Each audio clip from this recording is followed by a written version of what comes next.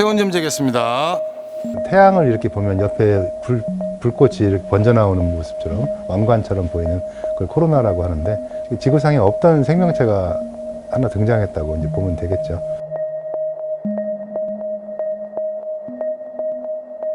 저는 음압병동에서 근무하고 있는 강다혜 간호사입니다. 음압병동에 올해 처음으로 근무하고 있어요.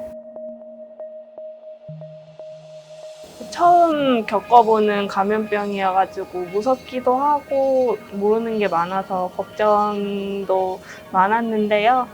선생님들이 이제 매뉴얼을 따라서 차근차근 잘 환자분께 간호해드리고 절차에 맞춰서 수칙만 지키면 안전하고 이제 또 새로운 경험을 쌓을 수 있어서 좋았습니다. 저는 음압병동 수간호사 나혜경입니다. 메르스 아웃브레이크가 일어났던 2015년 5월 25일부터 근무를 했었습니다. 네, 메르스 때는 이제 아버님께서 집에 들어오지 말아라. 네, 이제 너무 다른 식구들의 감염이 걱정돼서 이제 그런 얘기를 들었었고, 메르스 아웃브레이크가 있은 이후에도 계속 저희가 이제 신종 감염병에 대해서 계속 대응을 하고 있었고, 우한시 신종 코로나 바이러스가 이제 유행하고 있었을 때에도 이제 계속 질병관리본부 지침을 항상 주시하면서 저희는 이제 항상 감염병에 대응하고 있었던 상황이었습니다.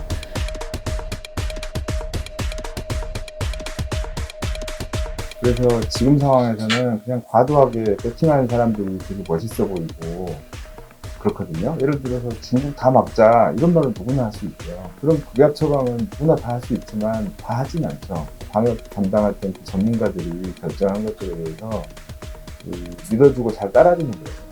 어떤 결정은 좀 실패할 수도 있고 어떤 건 좀 과할 수도 있고 그러는데 극단적인 선택은 별로 좋지가 않거든요.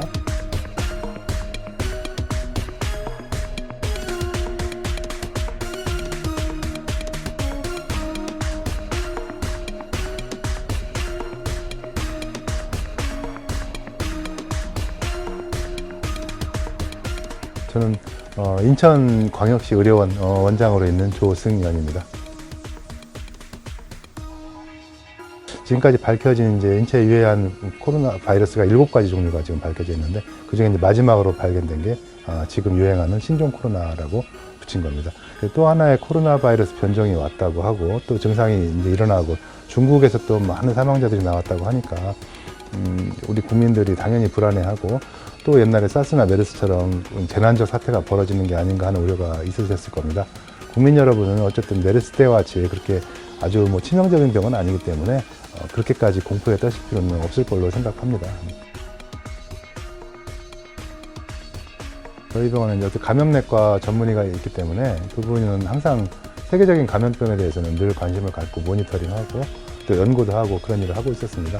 당연히 우한 폐렴으로 알려지는 신종 코로나 바이러스 나왔을 때는 당연히 감염내과 의사들은 준비를 했고 그래서 우리나라도 분명히 올 거라고 예상을 했기 때문에 나름대로 준비를 하고 있던 상황이라고 보시면 되겠습니다.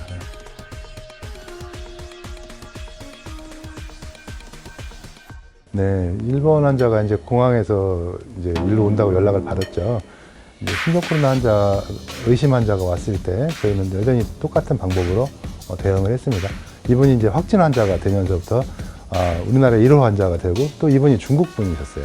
그러다 보니까 점점 많은 더 주목을 받게 되고 이분이 증상이 이제 19일 날, 1월 19일 날 우리 병원, 저희 병원에 입원을 했었는데 한 2일 정도 이제 병원에 있었습니다.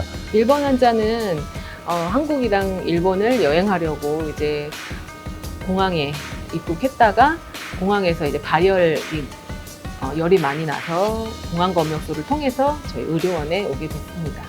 증상 발생 초기에 저희 우리나라에 들어왔던 환자고요. 환자분은 저희 병원에 지금 입원 중에 3일 정도 지나서부터 이제 호흡기 증상 들리기 시작했었고 발열은 열흘 정도 지속됐었습니다.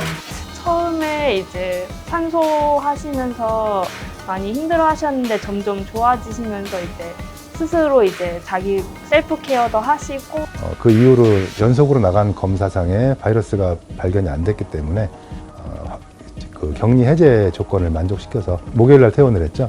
그래서 이제 귀국을 했다는 뉴스는 저도 뉴스를 보고 알았습니다. 무서운 감염병을 치료하는 과정 자체가 사실 하나의 전투 같거든요.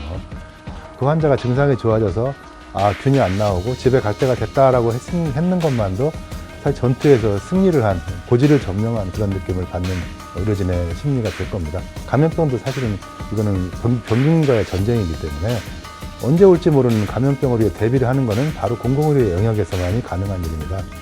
거꾸로 말하면 우리나라가 이렇게 공공의료가 취약한데도 사실은 상당히 잘 막아내고 있는 것은 제가 보기에는 실력보다는 운이라고 저는 생각합니다. 메르스 때도 그랬고 이제 인력적인 부분이죠. 사실은 이제 메르스가 종식되었지만 저희는 최소한의 인력으로 감염병 환자에 대해서 이제 대응을 하고 있었고, 대응을 하면서 또 일반 환자도 같이 봐야 되는 이런 상황들. 그리고 지금은 또 여기에 병동을 폐쇄하고 여기에 다 투입이 돼서 이제 근무를 하지만 이게 종식이 되면 또 어떻게 또 운영이 될까라는 그런 어떤 막연함과 불안함 이런 것들은 그때랑 크게 다르지 않은 것 같습니다. 지금 신종 코로나도 마찬가지고 앞으로 4, 5년 후에도 분명히 또 무슨 병이 올 텐데 이게 이제 어떤 모습으로 올지는 아무도 모릅니다.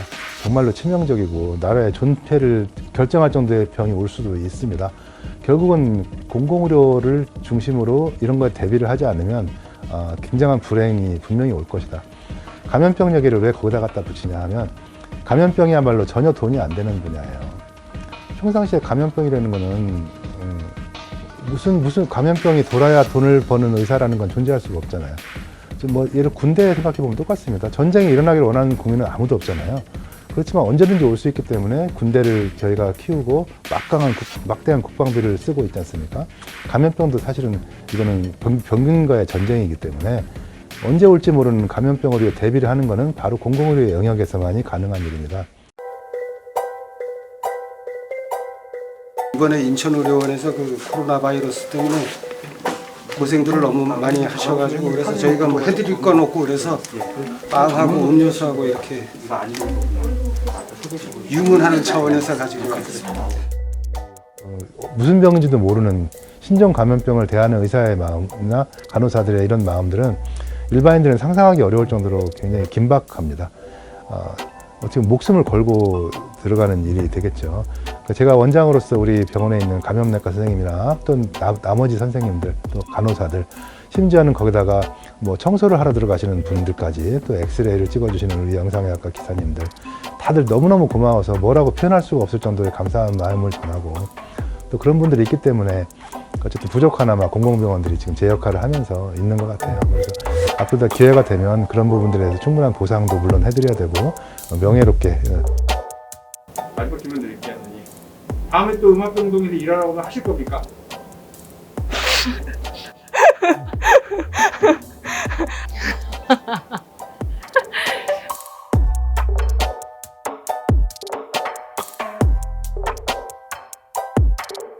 네, 계속 근무할 수만 있다면 계속 근무하고 싶습니다.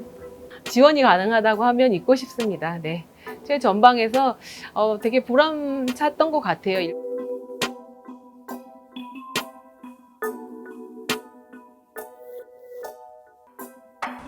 아직은 전혀 속단할 수가 없는 상태는 분명한 것 같아요. 왜냐면 가장 중요한 게 사실은 그 근원지인 진원지인 중국이 환자가 없어져야 되거든요. 준비는 철저히 하고 지금처럼 이제 방역도 그것이 긴장하지 말고 철저히 하되 일상생활에서는 이제 아까 말씀드렸다시피 치사율이 상당히 낮기 때문에 그렇게 너무 공포에 젖을 필요는 없을 것 같고요. 또 우리나라가 그 진단 키트를 세계에서 가장 먼저 지금 만들어낼 정도로 여러 가지 기술이 뛰어난 나라입니다. 국민들은 걱정하지 마시고 혹시라도 감염이 돼도 우리나라 의료진을 믿고 충분히 치료할 수 있다는 자신감을 가지시면 그런 공포로부터 충분히 벗어날 수 있을 거라고 생각합니다.